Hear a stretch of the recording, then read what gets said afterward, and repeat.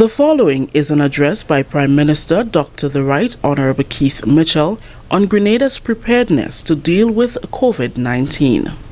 Fellow Grenadians, the world is faced with a likely pandemic, and despite the valiant efforts of the Ministry of Health and the Ministry of National Security, through frontline staff at our air and sea ports, it is most likely that novel coronavirus known as COVID-19 will reach our shores. The government of Grenada assures you that all the necessary measures are being taken to safeguard the people of this country against the coronavirus outbreak. However, we must also accept our individual responsibility for helping to curb the potential spread of that disease. The outbreak has now spread far beyond the People's Republic of China, despite decisive actions taken by that country's government. The latest situation report from the WHO, the World Health Organization, indicates that the disease is now present in 64 countries outside of China, with close to 89,000 cases confirmed globally. With cases now being reported within the region, the reality of the situation is no longer if COVID-19 will reach our shores. It is more likely simply a matter of time before it reaches. Government's measures must therefore be complemented by individual actions to follow the advice of the health experts as it relates to proper cough, sneeze, and hand washing practices. Accepting individual responsibility in this scenario might also require some temporary adjustments of our cultural norms and religious practices so that we do not enable the spread of the virus. I must commend, therefore, the workers on the front line of this effort, the staff from the Ministry of Health, and workers at the various ports of entry for the remarkable job they have now done in implementing the heightened health screening measures to ensure the safety of all of us. I have acknowledged their dedication to serving their country, but I also feel compelled to do so publicly, so that you are aware that everything possible is being done to prepare our country and our people. Notwithstanding their committed efforts, the changing global scenario means the time has come for us to do more, and we are committed to doing just that. I stress here again the need for you, the people, to be fully engaged in this fight against this virus. Intense discussions have been taking place among relevant stakeholders, and government has now made available an additional $2 million to bolster our COVID-19 preparedness actions. We will not spare any effort in ensuring that all necessary measures are in place to protect our country, and therefore we stand prepared to increase that figure if it becomes necessary as the situation unfolds. These are significant resources, and we must demonstrate full accountability in all that we do. The Minister of Health will provide greater details on some of the most specific actions that are being taken to safeguard our country. But we are investing heavily in the procurement of additional medical and other supplies to further equip our hospitals and community health centers and outfit the treatment centers that are being established. Schools are also being provided with significant supplies, such as thermometers, to help identify symptoms of the virus. There is also ongoing training of medical practitioners, other frontline staff, and at-risk groups, including hotel workers and educators. To complement these and other critical actions, several policy-level decisions have been taken. A COVID-19 coordinator in the person of Dr. George Mitchell has been appointed to manage the activities of all stakeholders as they relate to the disease. The Sanitary Authority has been activated under the Acting Chief Medical Officer and is responsible for directing and mandating all technically related activities relevant to COVID-19.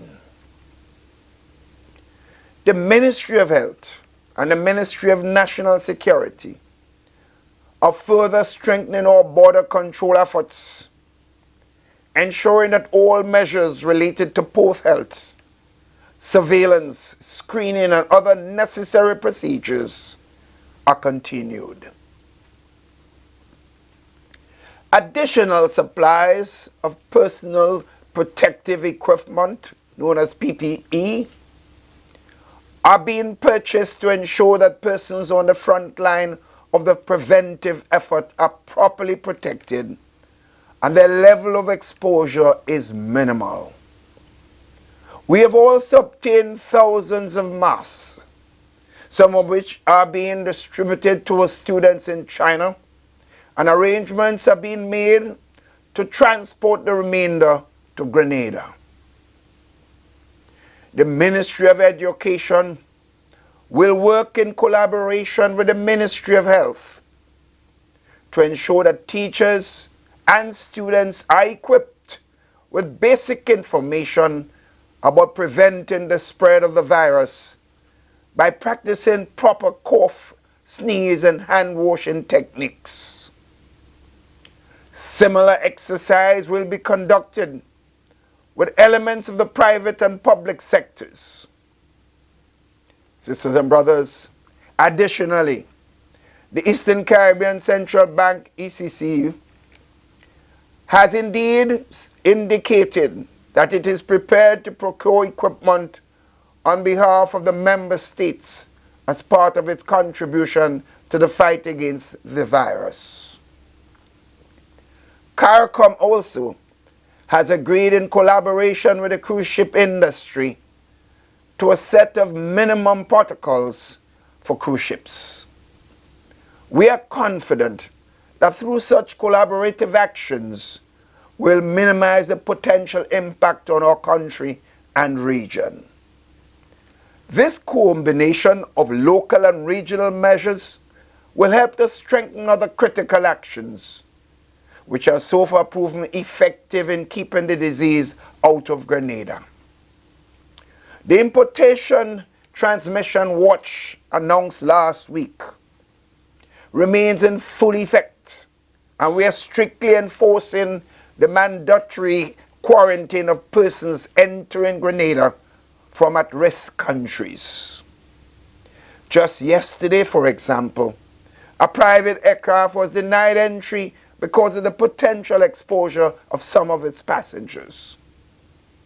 It is clear that government will not intentionally put the people of this country at risk for any reason at all, despite propaganda to the contrary. The time has clearly come for us to move past the ban imposed on persons specifically coming from China, because the disease is now present in more than 60 countries around the world. The threat becomes even greater now because evidently not all countries are enforcing strict measures to protect their borders. Therefore, we must continue to do all that is necessary to safeguard our country and you, our people. I must reiterate that while government is fulfilling its responsibility to prepare, it is our individual actions relative to personal hygiene and our interaction with each others that will be most effective in curbing the spread of the virus. Therefore, it is important to pay attention to tips shared by health agencies, such as washing our hands thoroughly and regularly, covering your mouth and nose fully when you cough or sneeze, maintaining a safe distance from persons who are sneezing or coughing, staying at home if you feel unwell and seeking immediate medical attention if you experience flu-like symptoms. Sisters and brothers all, particularly the parents, relatives and friends of our students in China, I assure you that the government of Grenada continues to care about their well-being, particularly those who are located in Wuhan, the epicenter of the outbreak. The evacuation of students is one of the actions being considered, but we must carefully examine what is most feasible, the logistics of evacuation, the risk and the benefits. At this stage, we are satisfied that our students are well looked after and that everything is being done for their protection. However, we also accept that this is a fluid situation and we will continue to remain engaged in all aspects. Government, through the ambassador and the embassy in Beijing, continues to provide all possible support to the students during this critical time. It must be noted here that recent WHO statistics show that while the virus is spreading in other regions, the People's Republic of China appears to now have it under control, showing decreasing number of cases daily.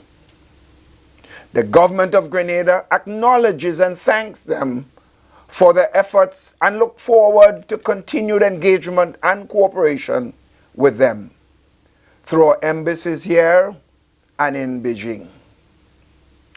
Before I conclude, I must address the troubling issue of misinformation and propaganda. Some elements in our country are deliberately using these tactics to incite fear and panic at a time when persons are already concerned about their health and mortality. There are credible sources of information available, and I encourage you all to use those credible sources. In fact, I want to echo the sentiments of the Director General of the WHO, who spoke recently of an infodemic, given the rapid spread of misinformation via social media and other platforms. He said, and I quote, "Our greatest enemy right now is not the virus itself. It is fear, rumors, and stigma.